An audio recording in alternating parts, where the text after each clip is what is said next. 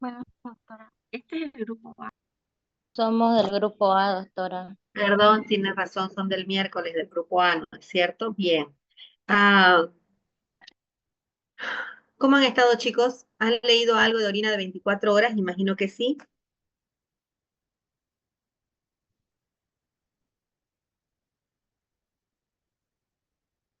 ¿Aló? ¿Se escucha? Creo que tengo problemas con el audio. Por favor, ¿me confirman si se escucha o no? Sí, doctora, Sí se se escucha escucha, bien. doctora. Bien, les preguntaba, ¿cómo les ha ido con sus esquemas? ¿Han trabajado sus esquemas? Sí, doctora. Quedamos que... A ver, por favor, si alguien puede presentar su esquema, ¿quién puede presentar su esquema? Recuerdo que estaban unidos por mesones, me parece, ¿no es cierto? Por grupos en los mesones. ¿Alguien puede presentar su esquema?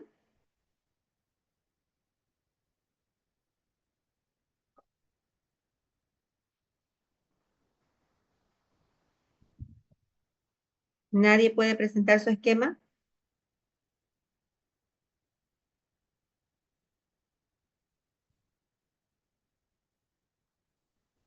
Nadie preparó esquema. Bueno, entonces la clase la doy yo y no hay ese examinito que dijimos que iba a haber de menos puntaje para ayudarles a ustedes, porque la condición era que ustedes estén trabajando sus esquemas, ¿no es cierto?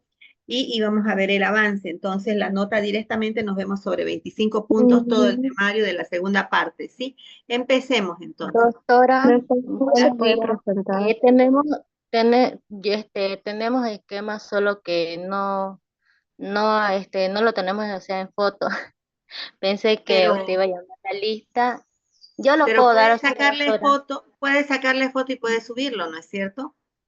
Mi cámara es más, es borrosa, pero Otra lo puedo persona, decir los conceptos, los esquemas, lo que lo hice, digamos, en mi hoja, ¿no? otra persona que tenga esquema, va una persona que tiene esquema. Nicole me parece que tenía esquema. Sí, sí, pero no se ¿Lo puede puede? presentar la compartición. ¿Lo puede habilitar? Se puede. Ahorita vamos a ver qué es lo que pasó porque no se puede compartir.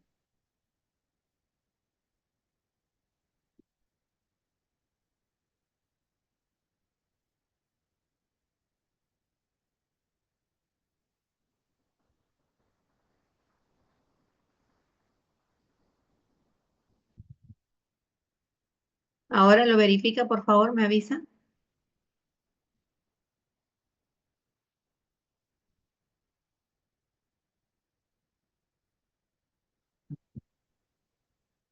Ya puede compartir, ¿no? Porque ya dejé de compartir yo.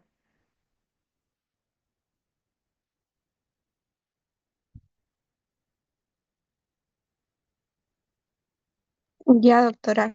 ¿Se puede ver? Ya. Sí, se puede ver, pueden agrandar su pantalla, ¿ya? Ya Ya. no se ve. Ese es mi esquema, doctora. Ya no se ve, ¿Ya no se ve? ya no se ve, se perdió. Mientras va presentando, nos puede explicar un poquito de qué se trata el tema?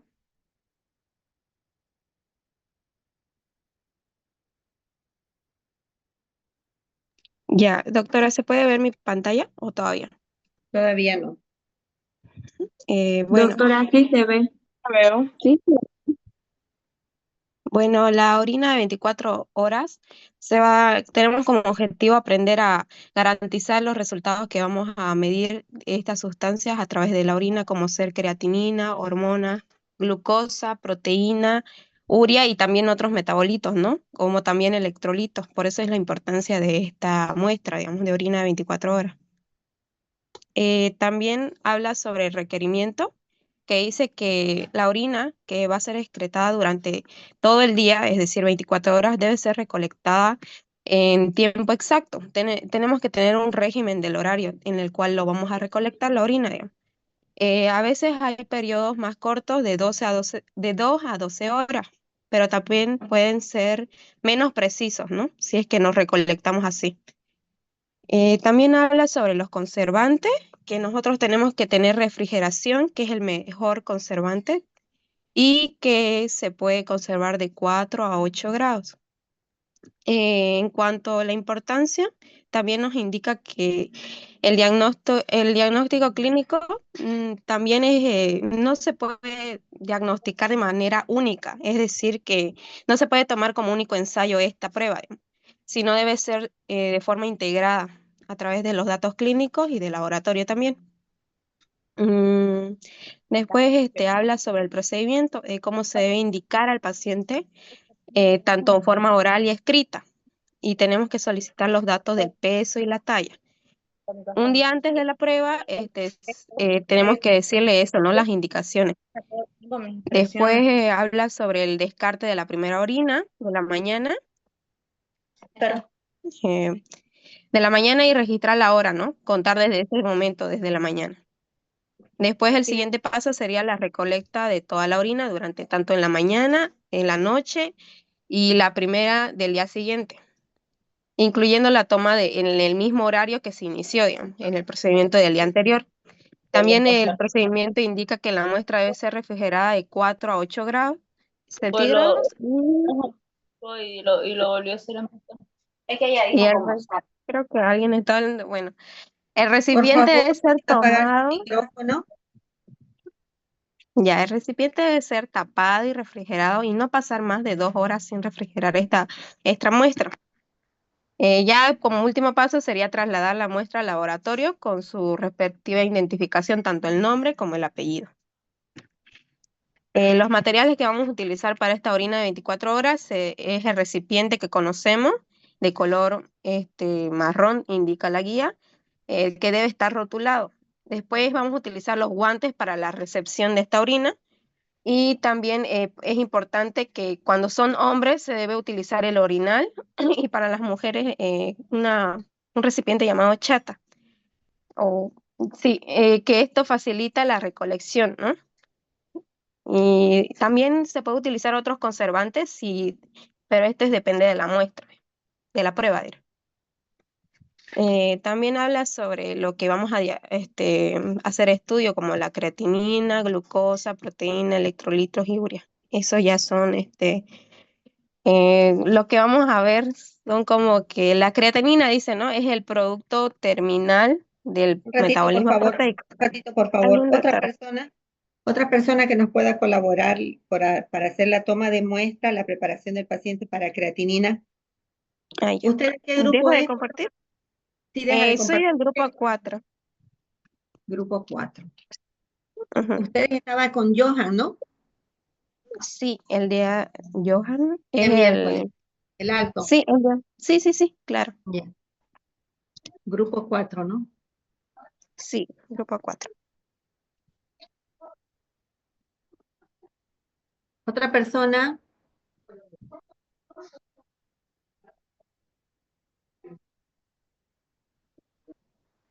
¿No hay más?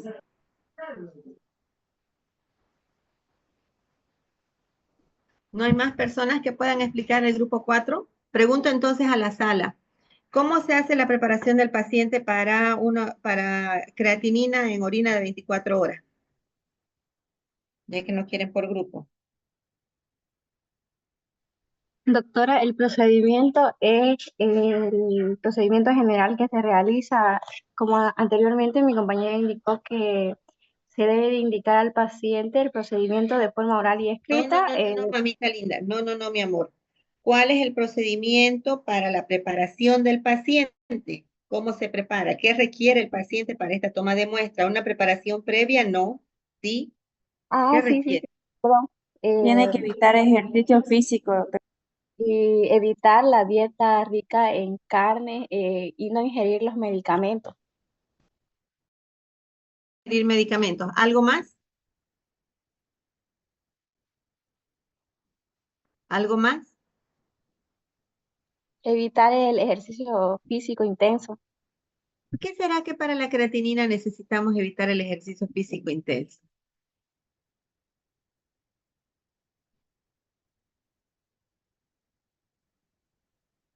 Acuérdense de enzimología.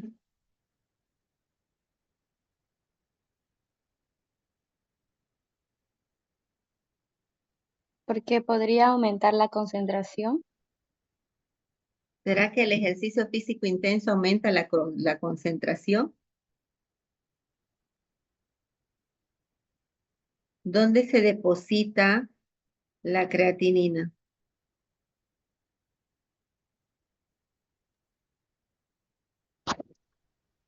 En los músculos, doctora. ¿Dónde más? Función renal también. Función renal. A ver, sigamos pensando. Nos puede afectar eso que lo dijo y la alteración en la función renal sería, doctora, porque se pueden alterar ¿A los niveles de creatinina. dónde se deposita la creatinina? Sangre y orina, eh, No.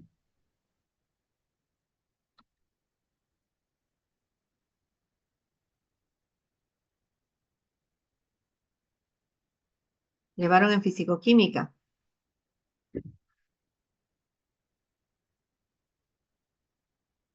en los músculos, ¿Ya? ¿Dónde más? En los riñones. ajá, que son transportados por la sangre hacia los riñones sería. ¿Otro Y ya lugar? ahí son excretados a través de la orina. ¿Otro lugar?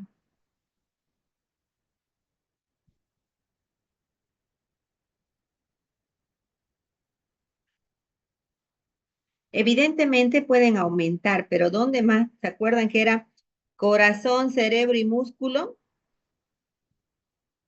¿Se acuerdan? ¿Están de acuerdo conmigo o no están de acuerdo conmigo? ¿Ahí se depositaba o no?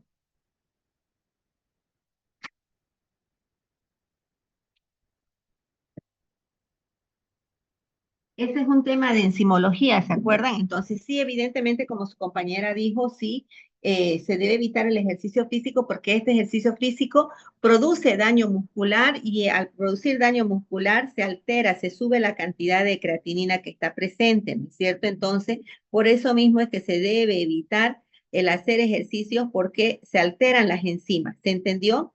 Entonces, será muy importante que aquí el paciente, el día de la prueba, no haga, ¿qué cosa? Ejercicio físico. Entonces, ese día tranquilo el paciente no hace ejercicio físico. ¿Se entendió? ¿El por qué? Sí, doctora. Sí, Ya, muy doctora. bien. Continuemos. Doctora, Continuemos. Dígame ahora para la proteinuria, ¿cuál será la preparación del paciente? ¿Quién me contestó ahí, por favor? ¿Me dice? ¿De qué grupo es? Grupo 6.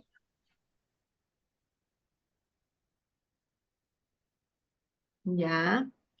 Sigamos, por favor, de la proteinuria. ¿Cuál será la preparación del paciente?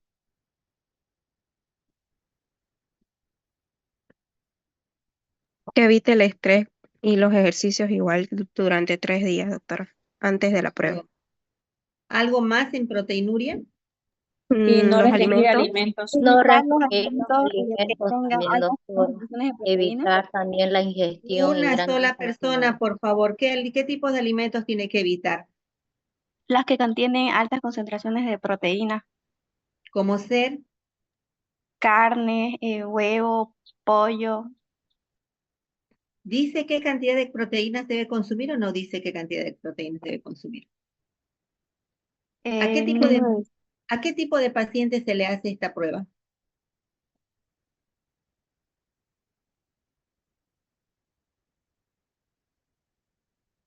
A los pacientes que se sospecha que tienen daño renal, ¿sí? Especialmente a los pacientes que se sospecha que tienen daño renal.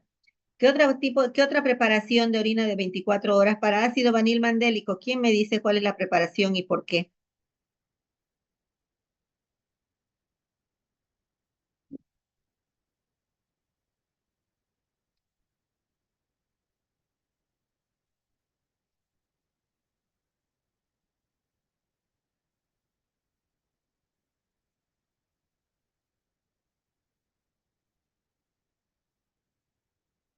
Por favor, ¿quién me dice?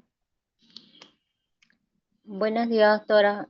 La preparación para el paciente en ácido vanil mandélico es, por ejemplo, que el paciente debe evitar el estrés, también hacer dieta, como por ejemplo el café, el té, el cacao, ¿Por, el queso, el chocolate. por qué? porque estos pueden aumentar los niveles urinarios. ¿Ya? Entonces debemos También, suprimir también la medicación, ¿no es cierto? De sí, cada uno los de medicamentos, fármacos también, doctora. los fármacos también, ¿no es Sí, cierto? ¿Qué sí, tiempo se debe, qué porque, tiempo, porque aumenta, doctora, los fármacos, por ejemplo, porque aumentan los niveles. qué niveles? Los niveles de fármacos, como por ejemplo, pues el litio o la adrenalina, digamos. ¿Ya? Ahora dígame, se me pasó. Necesita para el ácido, ¿para qué tipo de muestra de orina de 24 horas necesitamos colocar un conservante? Acidificar la muestra. ¿Y con qué reactivo se acidifica? ¿Con qué sustancia se acidifica? ¿Quién me responde? Rapidito hasta contar 5. 1. Ácido clorhídrico Ácido clorhídrico, ¿para qué prueba? para el ácido vanil mandélico. Es un conservante. No, para el ácido manil mandélico necesitamos echarle un conservante como el ácido clorhídrico. ¿Por qué?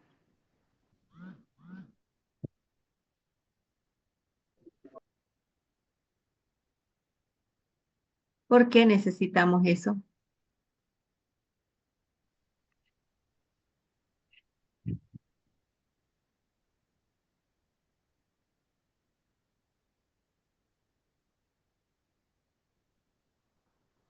¿Por qué se necesita acidificar una muestra? Porque se necesita acidificar la muestra. ¿Pero para qué necesita acidificar la muestra?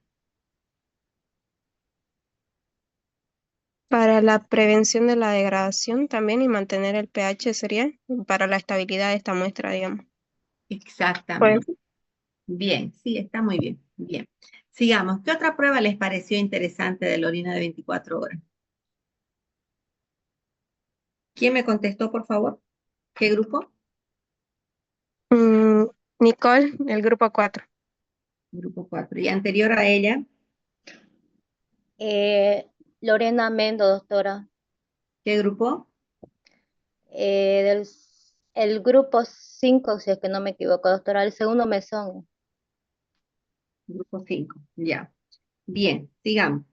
Eh, ¿Qué más es importante? ¿Qué puedo hacer en caso de que yo me olvide y orine un poquito en el inodoro? ¿Servirá o no servirá esta orina de 24 horas?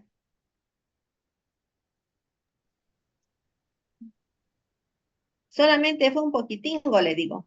¿Sirve o no sirve? ¿Qué dicen ustedes bajo su criterio? Aproximadamente, doctora, una muestra puede ser aceptada de 10 ml.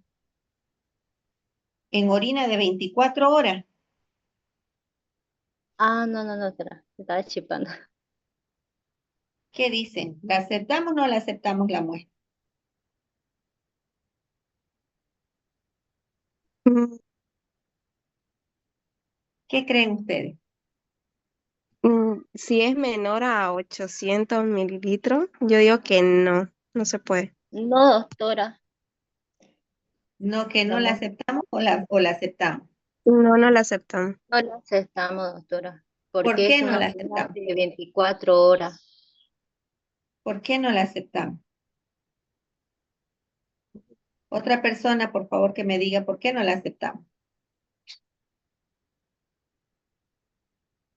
Otra persona, antes de que se acabe el Zoom, ¿por qué no la aceptamos?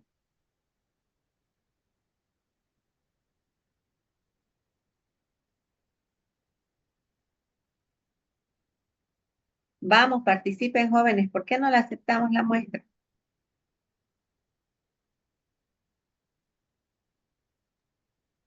Porque es ¿Verdad? muy poco volumen y no alcanzaría para las pruebas que se le pide. Porque no alcanzaría para las pruebas que se le piden, es muy poco volumen. Para orina, quiero informarles que para orina de 24 horas solamente se necesitan 0,5 ml, es decir, 500 microlitros. Pero el paciente, ¿cuánto elimina en 24 horas normalmente? 2 litros sería de 800. Aproximadamente. Aproximadamente, ¿no es cierto? Entonces, ¿por qué no se puede? Porque tenemos que medir el volumen total total de la orina que va a ser excretada en 24 horas para poder enfrentar a la superficie corporal que tiene el paciente y esa se saca mediante el peso y la altura. Entonces, por eso se le pide peso y altura al paciente. Entonces, si yo no voy a recolectar toda la muestra de orina, el valor de la excreción de la orina de 24 horas no va a ser el correcto porque no tenemos el volumen exacto, va a ser un volumen errado el que estamos sacando nosotros y por lo tanto el resultado va a estar errado también y quién sabe le sacamos un problema renal que el paciente en realidad no tiene, ¿no? ¿Por qué? Porque lo que tiene el paciente, lo que pasó es que el paciente no orinó completamente todas las orinas dentro del envase o no recolectó todas las orinas, ¿no es cierto? Entonces será muy importante que lo tomen en cuenta así. ¿Se entendió? ¿Quedó claro Sí, eso? doctora. Sí. Bien, ya. Ahora pregunto, en función a eso, ¿para qué más servirá el peso y la talla?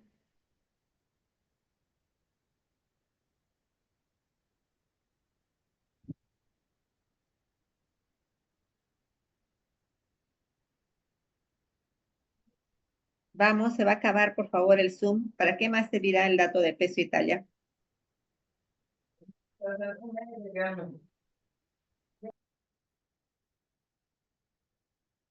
¿Para qué servirá? Acabo de decirlo, ¿no? ¿Para qué servirá? ¿Qué se obtiene con los datos de peso y talla?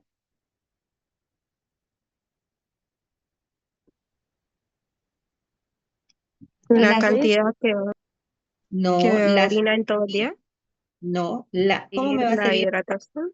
No, ¿cómo me va a servir el peso y la talla para saber qué cantidad de orina?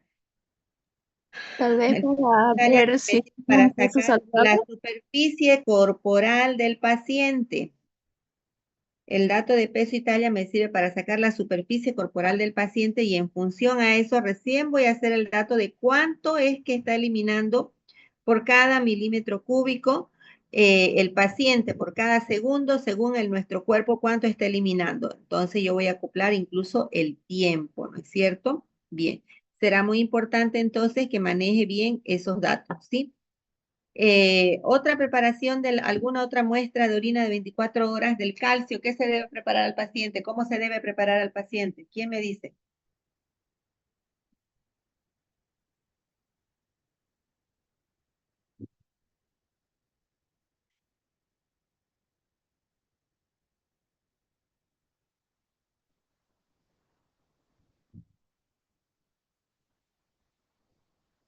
Nada. Otra pregunta.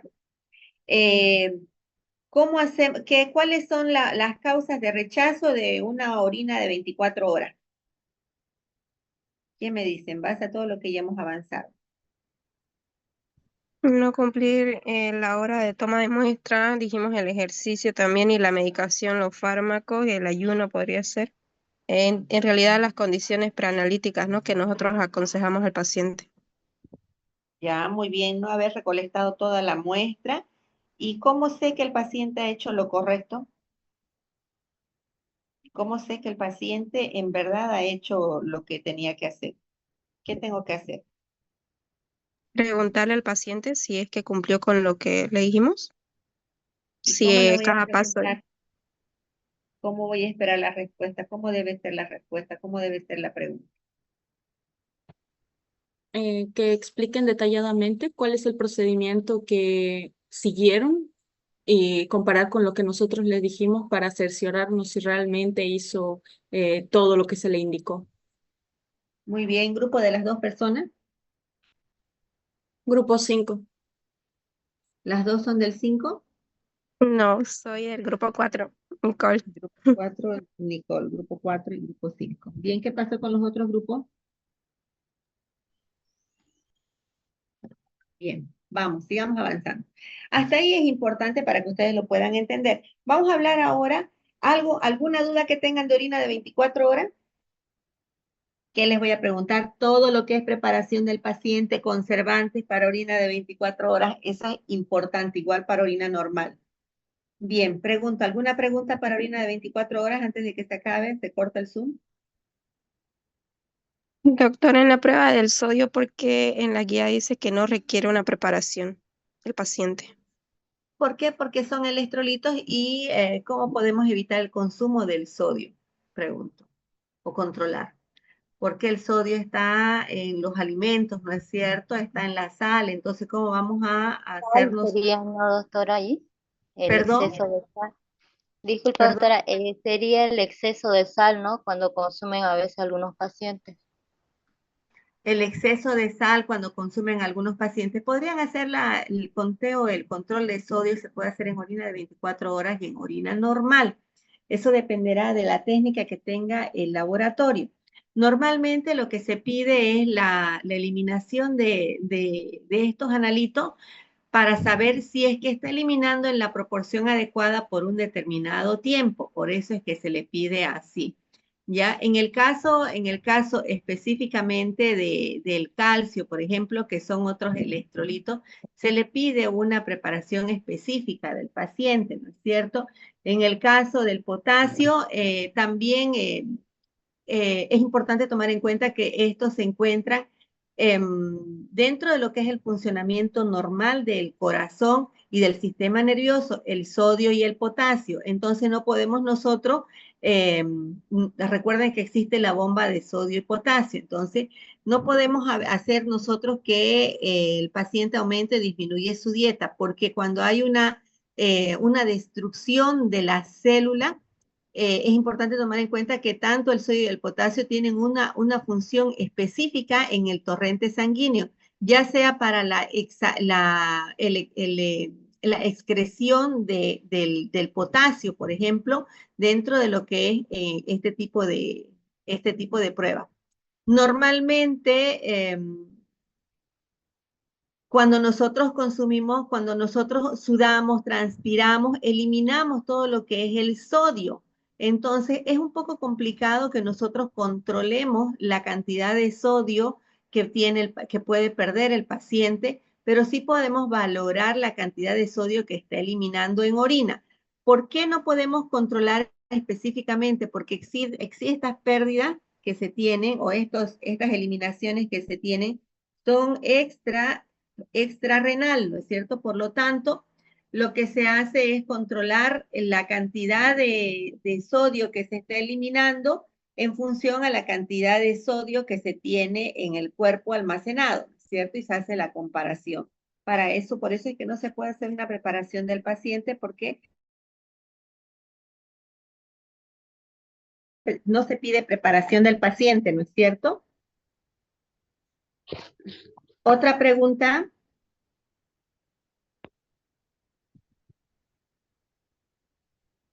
Si no hay más preguntas, vámonos a lo que es la muestra parasitológica, lo que es parasitología. Bueno, ¿alguien puede presentar su esquema?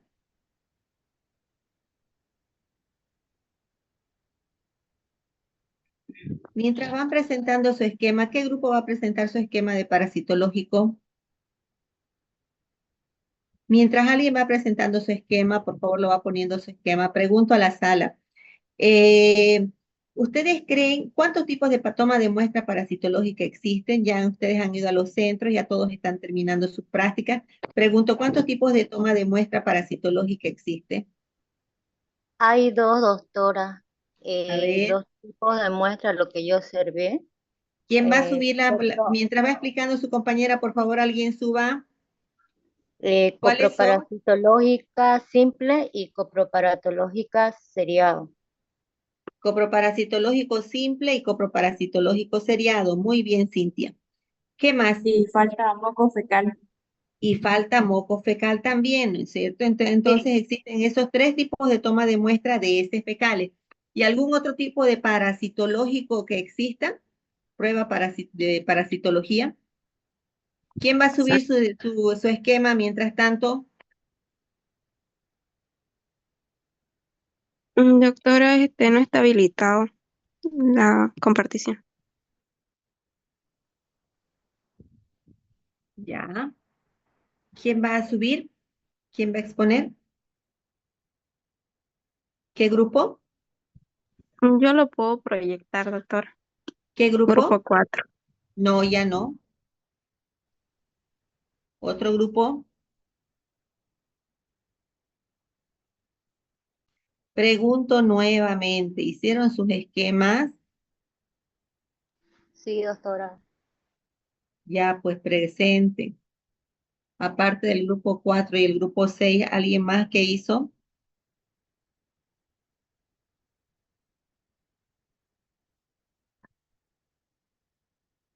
¿Nadie más hizo que el 4 y el 6? Bien. Yo también, Buenos días. doctora. Ya ¿Qué están grupo? poniendo, doctora. Ya a ver, ¿qué grupo es ese? ¿Qué grupo es ese, por favor, el que está poniendo?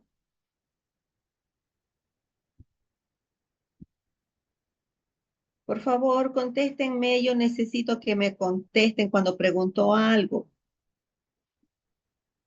¿Qué grupo es el que está poniendo su diapositiva? Perdón, su esquema.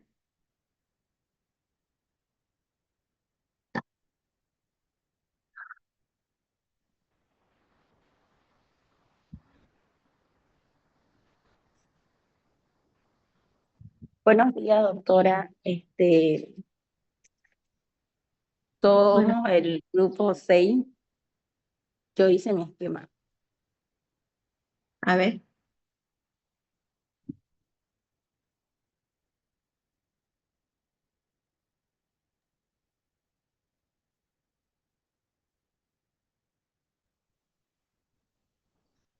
¿Lo va a presentar? Por favor, preséntelo. ¿Qué grupo me dijo que era?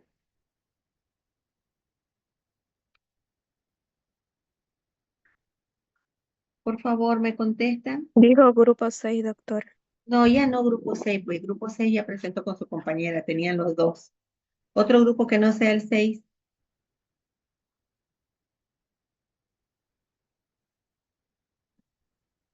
¿No hay más nadie?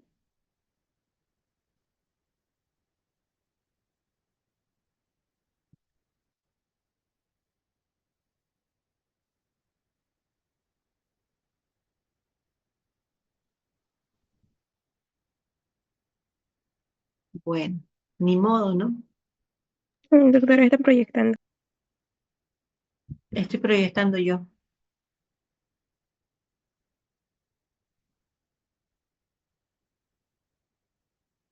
Es que no podemos esperar más tiempo, ¿no es cierto?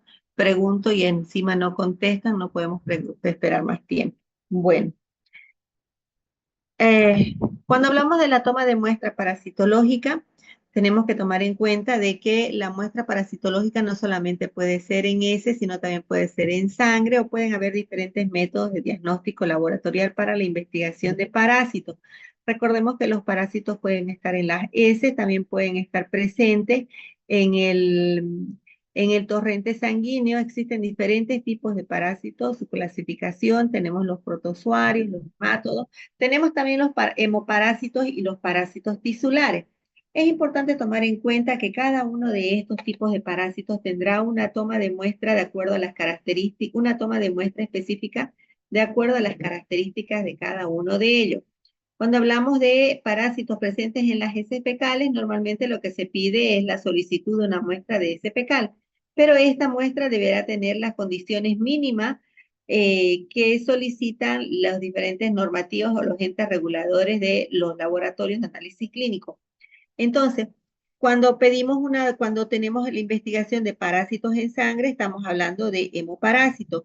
En este caso, haremos la toma de muestra sanguínea para hacer la investigación de la presencia de parásitos. Dependiendo, obviamente, del ciclo o del estadio en el que se encuentra el parásito, para que nosotros podamos hacer una determinada prueba A o una prueba B, ¿no? Luego tenemos lo que son los parásitos tisulares, aquellos que viven específicamente en la piel, como en este caso, la, la leishmaniasis, ¿no es cierto? Que es un parásito tisular que tiene una toma de muestra muy particular. Bien, entonces cada una de estas tomas de muestra tendrá una característica. Vamos a hablar de los parasitológicos en heces fecales. Tenemos que tomar en cuenta que las heces fecales la eliminación de las heces fecales dependerá de la dieta, si la dieta es rica en verduras y frutas, es decir, alta en celulosa.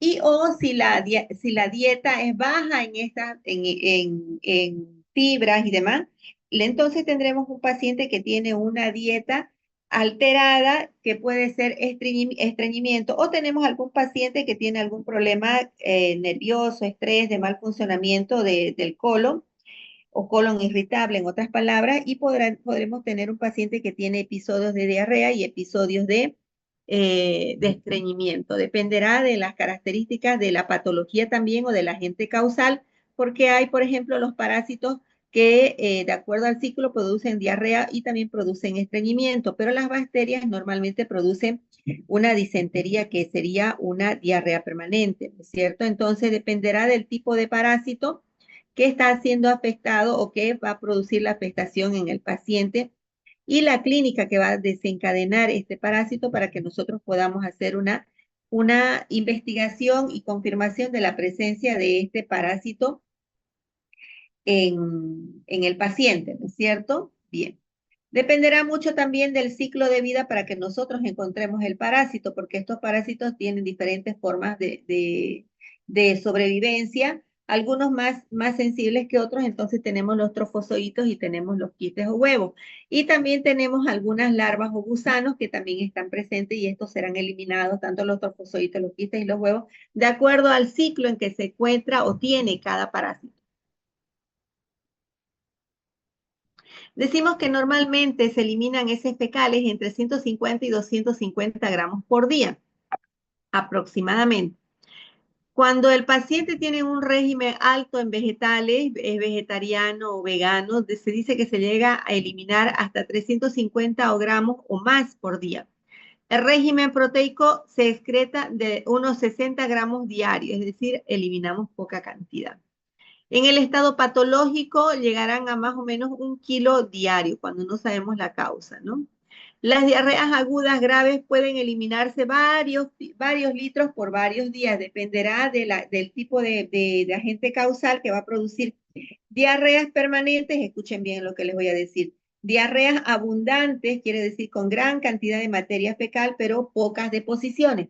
O diarrea con poca cantidad de eliminación de las heces, pero en hartas deposiciones. El paciente dice que entra 4, 5, 6, 7, 8 veces al baño, pero elimina poquito. Y el otro tipo de diarrea es aquella que entra al baño no tantas veces, no 7, 8, entran unas 3, 4, pero elimina bastante cantidad de líquido, bastante cantidad de heces fecales. Entonces dependerá del tipo de parásito para darnos cuenta de cuál es la diarrea o la afección que va a desencadenar. Bien. Por lo tanto, se dice, dependerá del estado patológico, que pueden llegar a eliminar hasta más de 1 kilo diario, ¿sí? En este caso, nuestro objetivo del tema es dar a conocer los procedimientos correctos de recolección, transporte y conservación de muestra parasitológica, que es lo que corresponde al tema.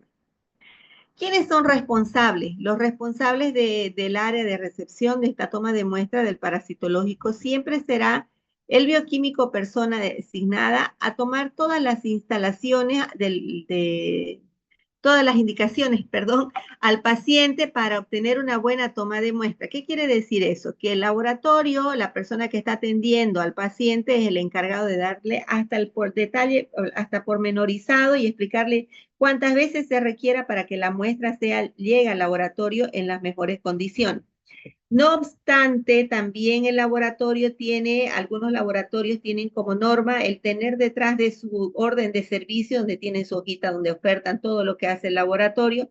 En la parte de atrás tienen un lugar donde dice cómo recolectar la muestra de orina, cómo recolectar la muestra de heces fecales. ¿Se entendió hasta ahí, no? Entonces, el personal designado va a ser el encargado de dar todas las indicaciones al paciente para obtener una buena toma de muestra. A ese encargado del área le continúa el encargado de la toma de muestra, que el que va a hacer la toma de muestra al paciente o el que va a recibir la toma de muestra o la muestra en todo caso. En el caso de la prueba de Oxiurus, normalmente el responsable es el bioquímico, pero sé porque me han dicho que en algunos otros centros se lo dan para que lo tome el paciente en su casa, pero es muy complicado que el paciente pueda hacer una toma de muestra de Oxiurus, lo vamos a ver más adelante. ¿Alguien se acuerda cómo se hace la toma de muestra de oxiurus? Oxiuriasis, oxuriosis, perdón. ¿Alguien se acuerda qué son los oxiurus? Doctora, eh, yo observé, por ejemplo, eso, lo de los oxiuros. Ya. eh, es, si es que no me equivoco, es un parásito. Y a la doctora observé que en un niño, la mamá trajo la muestra y ella, el material que utilizó fue un palito y le colocó yures alrededor para que ahí se apegue los parásitos. Eran así más o menos como el tamaño de un arrocito blanquito que se movía. Ya. Y, y se prendió ahí y luego ella para que pueda hacer el estudio.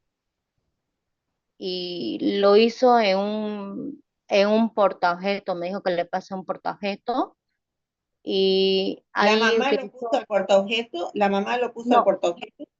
no, la doctora, después de ahí haberle sacado el frasco, o bueno, la mamá le entregó la muestra, digamos, ¿no? Y ya la doctora procedió eh, y utilizó un reactivo que era Solfi, me dijo. Bien, muy bien. Ya lo vamos a ver ahorita con lo que se llama la técnica de Graham o desde la cinta Durex. Ahorita lo vamos a ver eso para la investigación de oxidase. Me parece muy bien que hayan visto, no todos los laboratorios hacen este proceso de investigación. Bien, sigamos. Entonces, decimos que por último el responsable, en el caso de la prueba de oxidro, el responsable es el bioquímico, siempre. Sí, dar una buena indicación y mejor si la toma de muestra se hace en el lugar, es decir, en el laboratorio.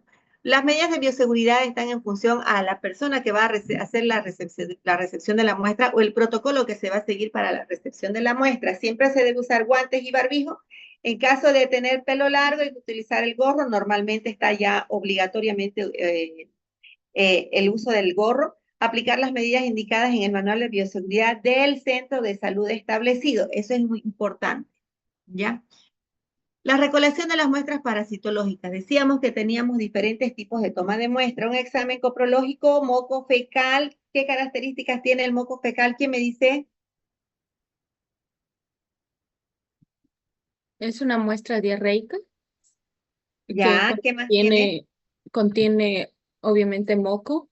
eh, mm, Haga de cuenta que yo soy la paciente. Indíqueme a mí cómo tengo que hacer la recolección de la muestra de moco fecal. eh, Al hacer la disposición ya para hacer la recolección, tiene que fijarse en las partes donde haya más moco y tomar esa porción y colocarlo en el frasco de parasitológico para llevarlo al laboratorio, que tenga mayormente esa parte que contenga moco, que es ¿Y con qué voy a alzar? los mismos frascos tienen unas cucharillas, con eso se recoge una pequeña porción para Ya, llevarlo, para colocarlo en el frasco. muy bien. Tomando en cuenta que tiene que ser la parte más representativa, ¿no es cierto? Bien, muy bien. Que tenga moco y sangre, por lo tanto.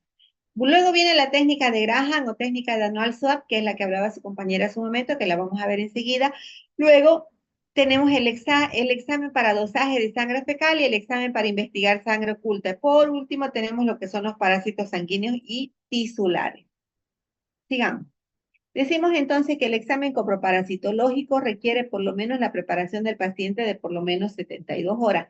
Pregunto, ¿será que le dicen al paciente que traiga su muestra en 72 horas o le dice traiga ya, mañana o ahora mismo?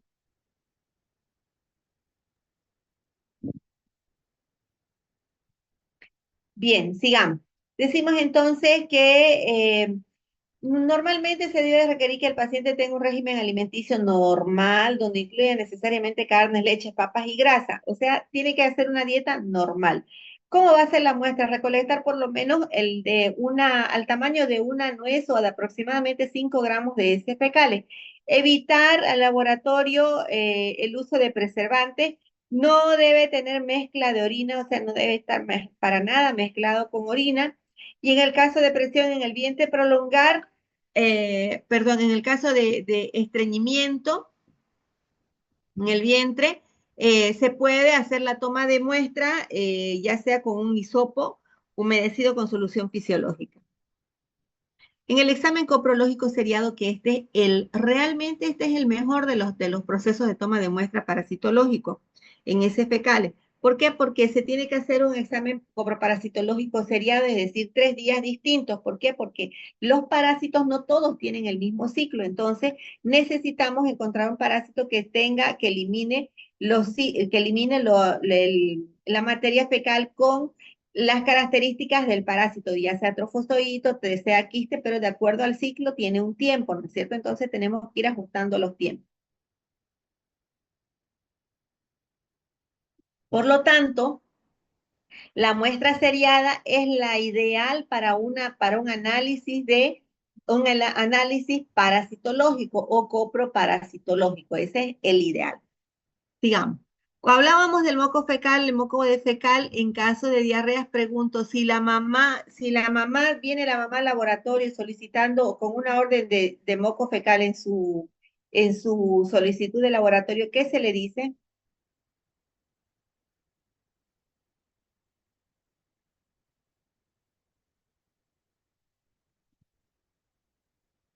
¿Alguien me puede ayudar? No, las que están limpias. Perdón, Vamos doctora, no le entendí muy bien la pregunta. a ver. Cuando tenemos un moco fecal y la mamá va al laboratorio, ¿cómo le pueden explicar que hizo un bebé? Perdón, no dije que el bebé era un niño que no avisaba para hacer el 2. Eso no dije, disculpen. ¿Cómo se hace la toma de muestra de moco fecal para un niño que utiliza pañal?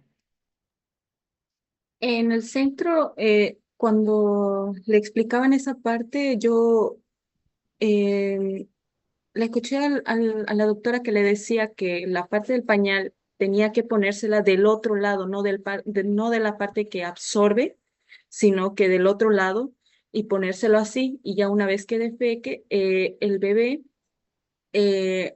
puede sacar el pañal, como no absorbe la parte que no absorbe del pañal, de ahí recién puede sacar la parte representativa a la mamá con la cucharilla del frasco.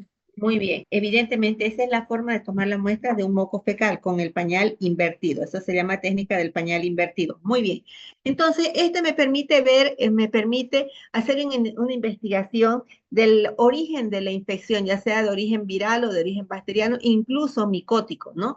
Entonces, eso normalmente el moco fecal, escuchen para toda su vida, el moco fecal está indicado cuando el paciente tiene diarrea.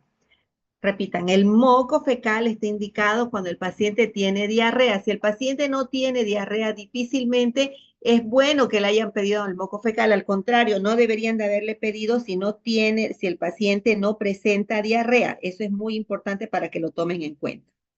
Sigamos.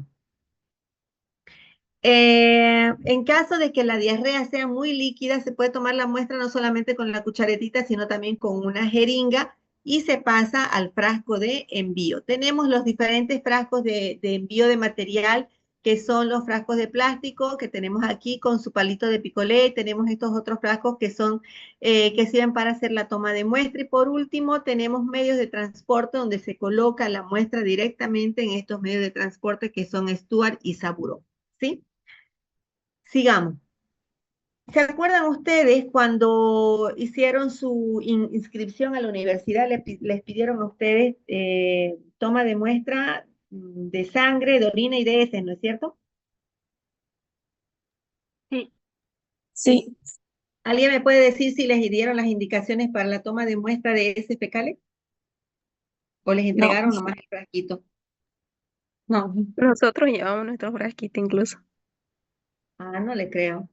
Ya. ¿Y les explicaron qué tenían que hacer o les dijeron traiga sus heces fecales o traiga su caquita? solo eso. No. sí, solo eso. Bueno, ¿Qué les dijeron? ¿Traiga su heces o traiga su caquita? Es su, Su heces. Sus heces fecales, decían doctora. Menos mal, ¿no? Bueno, está bien, no importa. Entonces, quiero que alguien me diga cómo hicieron la toma de muestra de heces fecales. No se van a sonrojar porque eso es algo normal, biológico normal, ¿no? ¿Quién me dice cuál fue el procedimiento que utilizó? ¿Cómo preparó su muestra para entregar? A mí me Esa vez, dijeron que tiene doctora, que ser disculpe, yo recuerdo que le pregunté y cómo lo tenía que recolectar y me dijo, va a recolectar simplemente el tamaño de una pepa de durazno, y eso lo trae aquí al laboratorio. ¿Y usted qué dijo cuando llegó a su casa?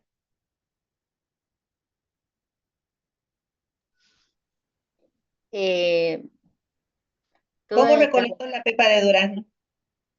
Al tamaño de una pepa de durazno, ¿cómo recolectó?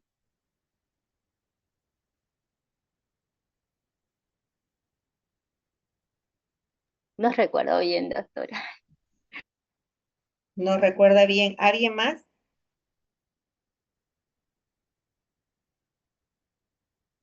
¿Nadie más recolectó su muestrita? Doctora, Sí. a mí me dijeron que tenía que ser sobre un papel madera, porque en la taza o en otros lugares se contamina o no sé, por así recuerdo que me dijeron, o Ya, muy sobre bien, una vamos. hoja. A alguien le dijeron que lo haga sobre un papel madera. ¿Alguien más recuerda algo? Sí, doctora, ya recordé. Me recuerdo que esa vez me dijeron que coloque un papel y las heces, o sea, las heces fecales para tomar, y agarre con un palito de picolé y que saque el tamaño de una pepa de durazno y que lo coloque al frasquito recolector. Ya, muy bien. Y así hizo, ¿no? Sí, doctora. Pero recordemos que el baño es sucio, ¿no es cierto? Y si ponemos el papel madera en el piso, también el papel madera es absorbente, ¿no es cierto? Y se absorbe y se puede contaminar la muestra, ¿no? ¿O estoy equivocada? Sí, doctora, un papel sabana, creo me dijo esa de Sábana. ahí la doctorita. Ya. Bueno, igual, peor, todavía más fácil adquiere la humedad del papel sábana.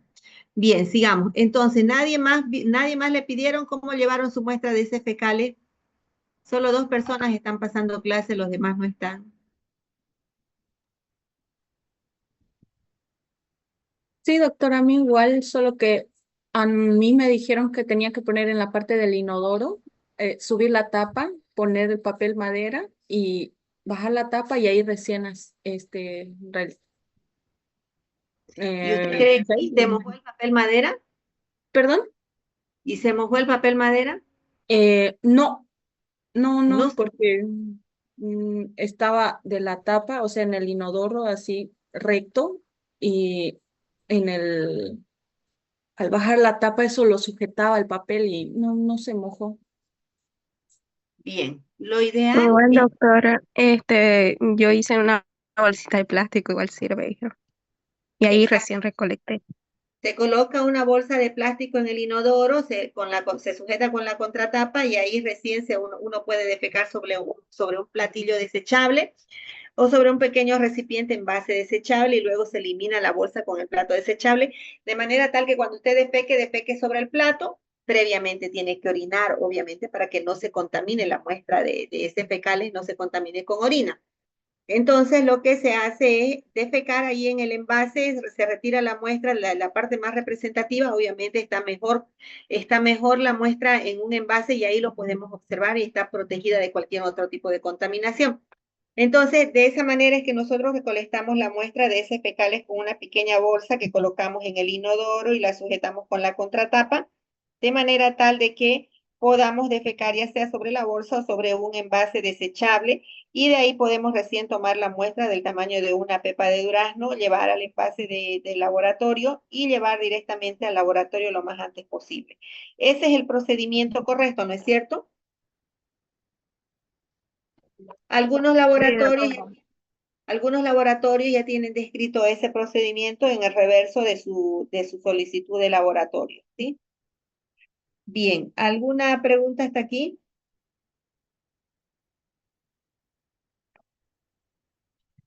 Es el procedimiento que les decía, fíjense, se coloca el plástico, se coloca, se asegura con la contratapa, se defeca en un pequeño envase, de ahí se retira la parte más representativa al envase y luego la bolsa se elimina más rápidamente. Y el empaque de este se puede almacenar en un refrigerador. Particularmente yo no hago eso, yo prefiero tenerlo afuera en un conservador, ¿sí? Que se mantiene la temperatura también. ¿Cuál es el procedimiento general? El volumen mínimo de la muestra es aproximadamente del tamaño de una nuez, ¿cierto? De una pepa de mocochinchi. En las muestras líquidas, aproximadamente 10 a 15 ml es el tamaño de muestra ideal. En el transporte y conservación deben enviarse lo más antes posible al laboratorio. Normalmente, si están refrigeradas, hasta 8 a 12 horas antes de ser procesadas, pero deben ser procesadas inmediatamente, llegan al laboratorio y deben ser llevadas al laboratorio inmediatamente el paciente o la paciente defeque. Estas muestras nunca se deben guardar en estufa pero sí a temperatura ambiente hasta el envío, pero nunca en estufa.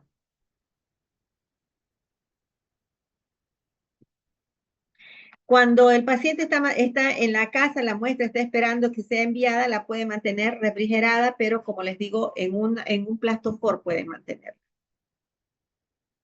Existen diferentes tipos de conservantes. ¿Quién me puede hablar de los conservantes?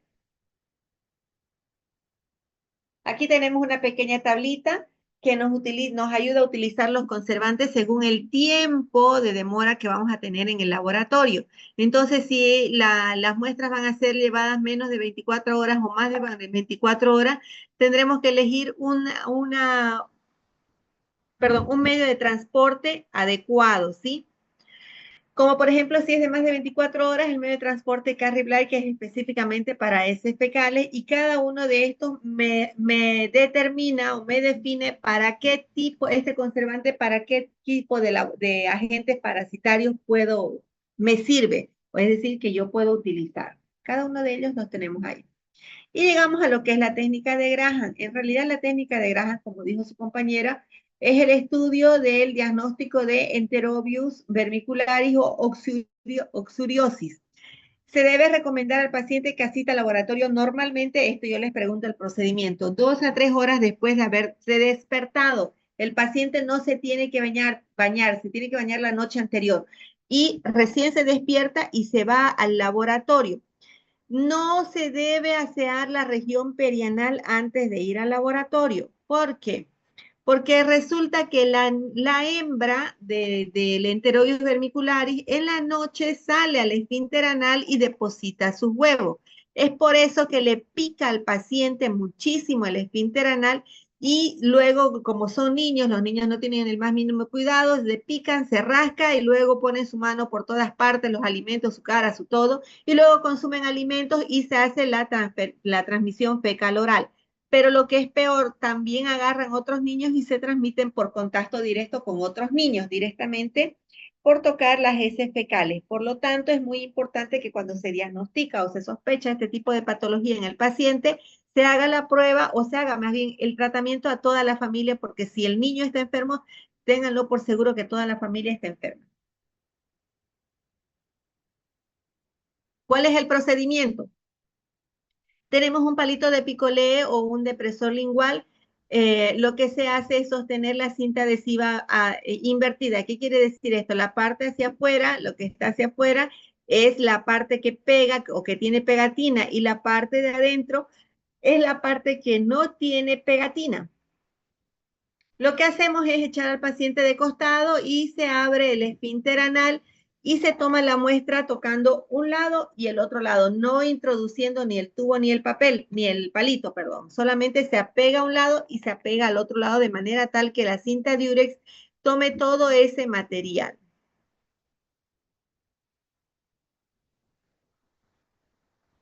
Aquí tenemos el mismo procedimiento explicado ya con colores, que es lo mismo. Bien. Es importante tomar en cuenta que cuando es un adulto no podemos hacer la técnica de la cinta Durex. ¿Por qué?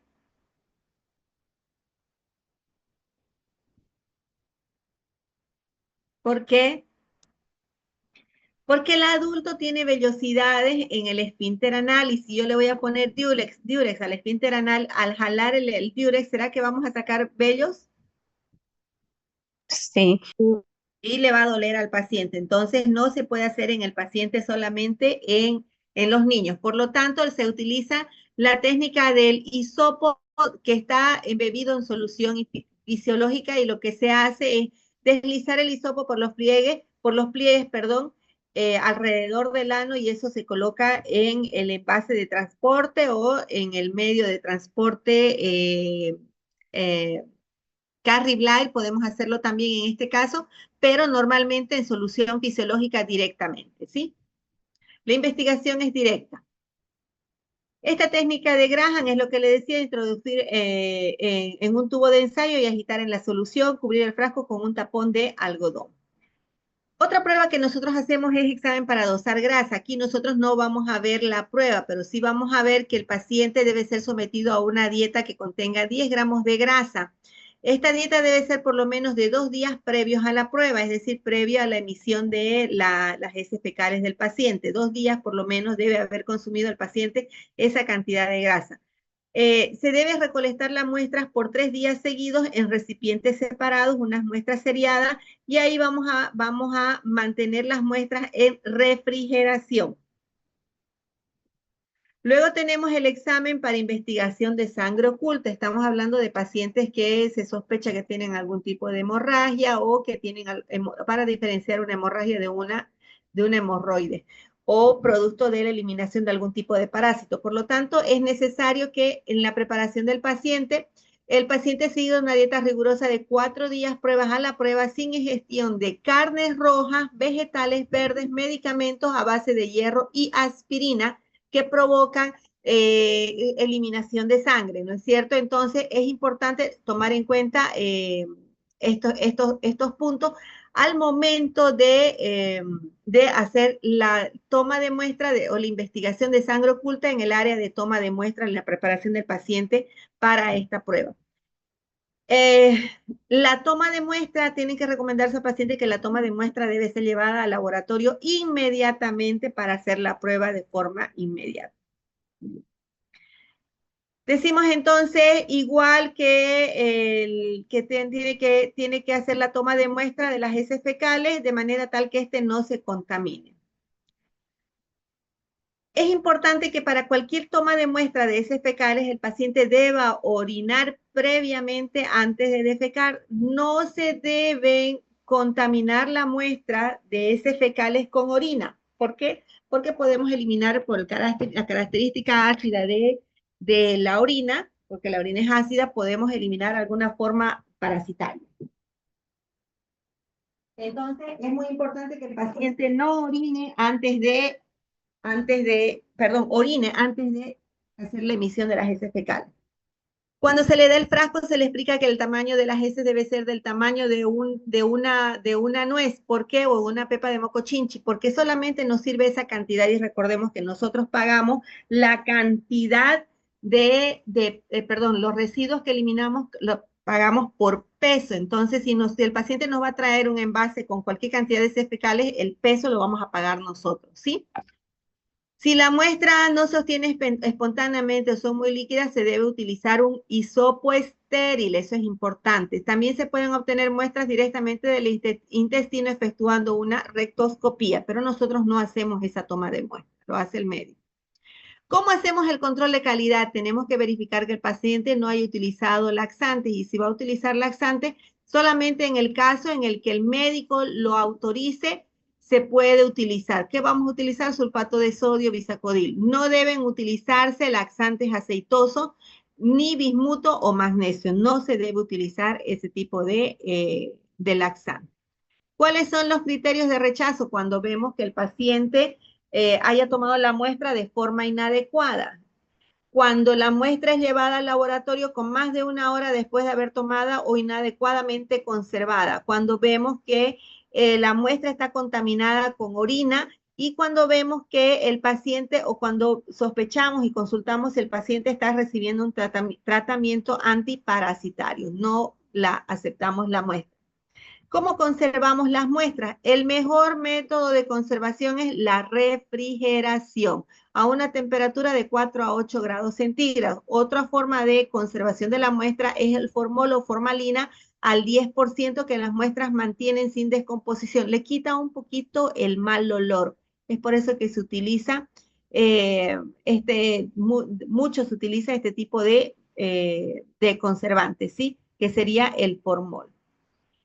Entonces, se va a cortar el Zoom y entramos a uno más que porque no sé si les voy a tomar el examencito. Yo creo que no, pero igual necesito que me lean todo lo que hemos avanzado para que ya se vayan preparando para la defensa de guía. Y tienen que entender un poquito lo que son las técnicas para investigar parásitos en sangre. Si leen un poquito sería fantástico para que les pueda ir muy bien para la siguiente clase. La siguiente clase nos vemos entonces, que es el viernes 23, ¿no es cierto? Miércoles, doctora. Perdón, sigo con viernes, Miércoles, doctora. miércoles 20, miércoles gracias. 20. Sí. ¿Cuándo empiezan los exámenes? ¿Me dicen, por favor? 25, Al otro doctora. lunes, 25. 25, 26 y 27 o 25 y 26.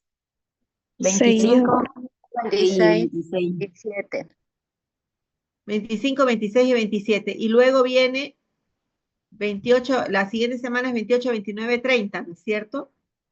Sí, Ya, perfecto. Quedamos libre el 28, 29 y 30, ¿no es cierto? Sí. Creo que Bien, sí. muy bien. Entonces, el 20 terminamos el temario. Los temas que faltan son cortitos, pero me interesa a mí muchísimo esta última parte. Nos vemos en clases, entonces, jóvenes. Muchísimas gracias. Nos vemos en clases, ¿sí? El miércoles. Muy bien, Gracias. doctora. Gracias. Hasta luego. Doctora. Hasta luego.